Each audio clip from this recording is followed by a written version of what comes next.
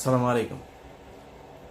ভারতের সাথে বাংলাদেশের যেই ভারতের একপাক্ষিক আগ্রাসন চলছে, এটাতে বাংলাদেশের একটা লাভ হয়েছে। সেটা হচ্ছে পুরো জাতি আমরা এক, দেশের প্রশ্নে দেশপ্রেমের জন্য আমরা এক জায়গায় চলে এসেছি। এটা হচ্ছে বাংলাদেশের লাভ।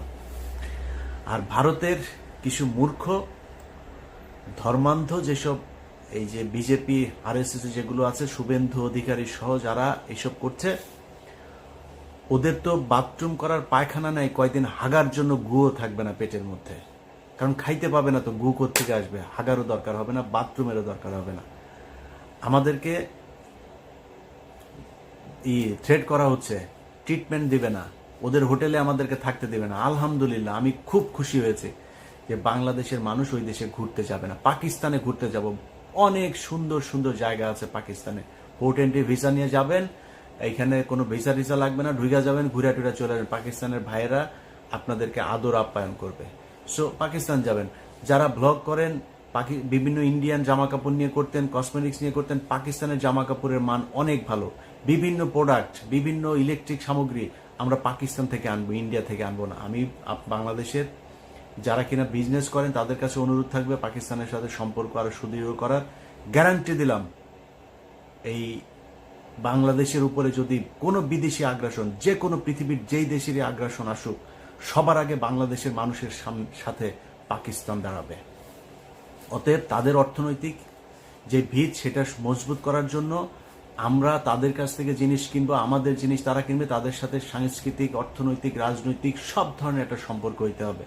1971 সাল ইজ গন। আমরা 71 সাল নিয়ে তাকাই না। 71 সালের মতো বাংলাদেশ পাকিস্তান জীবনে কোনোদিন আলাদা হবেও না। এটা একসাথ করার সময় ব্রিটিশদের চাল ছিল, একটার ওই মাথায় একটার এই মাথায়। সো এটা এমনিতেই আলটিমেটলি থাকতো না। আমরা এখনো এক হইতে চাই না, কিন্তু সম্পর্কটা মজবুত হইতে হবে। আমার দেশের কোনো সমস্যার জন্য যাতে পাকিস্তান তাদের পারমাণবিক অস্ত্র থেকে শুরু করে যা যা প্রয়োজন, সেটা যাতে আমরা মনে করতে পারি এটা আমাদের, এবং ভারত সেটার জন্য যেন ভয় পায়, আমাদের সেই সম্পর্কটা তাদের সাথে থাকতে হবে। অতএব আমরা পাকিস্তান যাব। যারা চিকিৎসক, আপনাদের কাছে অনুরোধ, আমাদের এখন সবচেয়ে বড় সমস্যা যেটা আমরা মনে করছি, যে না পারতে অনেক মানুষকে ভারতে যেতে হয়। আপনাদের বাংলাদেশের চিকিৎসকদের কাছে হাত জোর করে অনুরোধ করছি, বাংলাদেশে অনেক খারাপ ডাক্তার আছে, অনেক খারাপ হাসপাতাল আছে, অনেক ভালো মানুষও আছে। অতএব ভালো মানুষ ডাক্তার যারা আছেন, ভালো মানুষ বিজনেসম্যান যারা আছেন, আপনাদের কাছে অনুরোধ, গাজীপুর, নারায়ণগঞ্জ, সাভার, অন্তত এইসব জায়গাগুলোতেও, বিভাগীয় শহর, এই জায়গাগুলোতে যদি বড় বড় কিছু ভালো ভালো হসপিটাল করেন, যেটার এই ডাকাতি করবে না, রিপোর্ট করার নামে, টেস্ট করার নামে মানুষের গলা কাটবে না, এরকম অন্তত সারা বাংলাদেশে 10 জন মানুষ কি আপনারা নাই? 10 জন মানুষ 10টা জায়গায়, বিভাগীয় শহরগুলো সহ ঢাকার এই শহরতলি জায়গাগুলোতে কয়েকটা হাসপাতাল করেন। আমার বিশ্বাস বাংলাদেশের মানুষ এইখানে যদি ভালো ট্রিটমেন্ট পায় তাহলে বিদেশে যাবেন। আপনাদের কাছে অনুরোধ, ডাক্তারদেরকে এগিয়ে আসতে হবে। সো আপনারা এটার ব্যবস্থা নেন। আমার যতটুকু গ্রহণযোগ্যতা আছে, আমার যতটুকু পরিচিতি, আমার সোশ্যাল মিডিয়াতে যতটুকু মানুষের কাছে যেতে হয়, আমি আপনাদের এই হাসপাতাল করার জন্য যত প্রচারণা দরকার আমি আমার জায়গা থেকে করব। সবগুলো ক্ষেত্রে আমি আপনাদের সাথে থাকব। আপনাদের কাছে অনুরোধ, এই চিকিৎসা খাতটাকে একটু বাঁচান, বাংলাদেশের মানুষ যাতে আর ইন্ডিয়াতে চিকিৎসার জন্য যেতে না হয়। অতএব আমরা যেই অবস্থাটা দেখছি, এটাতে আমার বিশ্বাস ভারতের এখনো ক্ষতি হচ্ছে, সামনেও ক্ষতি হবে।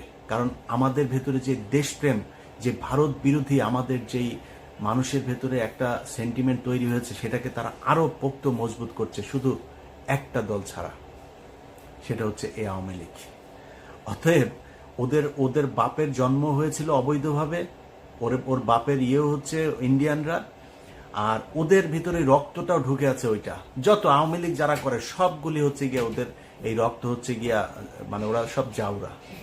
এই জাউরাদেরকে কোনোদিন আপনি পাবেন না। এখনো পর্যন্ত তেনা পেঁচায়া পুচায়া ওদের গ্রুপগুলোতে, আমার আগের প্রোগ্রামটা করেছি না, সেখানে আমি তো ওদের গ্রুপের মধ্যে ছিলাম।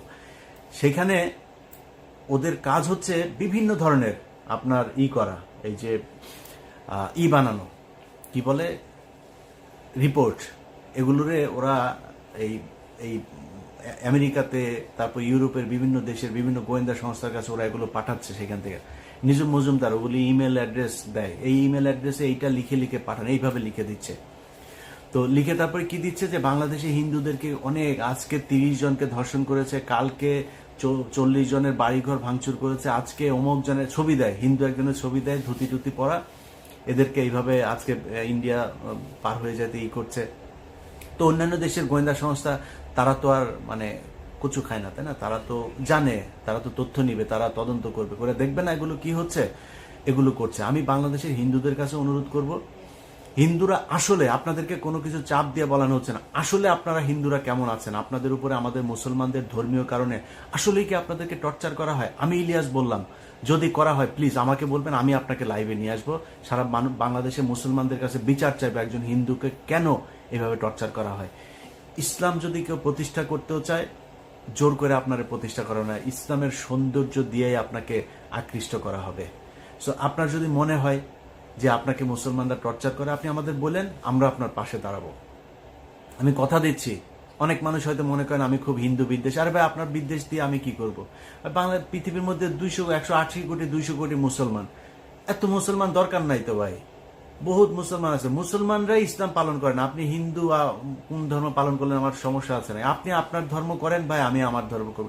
আমি আমার ধর্মের সৌন্দর্যটা, আপনার সাথে যদি ওইরকম সম্পর্ক হয় আমি বলবো যে ভাই আমার ধর্মটা এই, আপনার ভাল লাগলে আপনি ডিসিশন নিয়ে নেবেন আপনি কোন ধর্ম পালন করবেন। সো আপনাদেরকে জোর করে কেউ ধর্ম পালন করাইতে যাবে না, এবং ধর্মের কারণে বাংলাদেশে কোনোদিন কোনো হিন্দুর উপরেই করে না। যদি সত্যবাদী হয়ে থাকেন তাহলে স্বীকার করবেন এই বাংলাদেশে সবচাইতে বেশি নির্যাতন হিন্দুদের উপর করেছে আওয়ামী লীগ। অতএব সাধারণ হিন্দু আপনারা যারা আছেন, আপনাদেরকে বলবো আপনারা সারা দেশের সবাই মিলে একটা সমাবেশ করেন।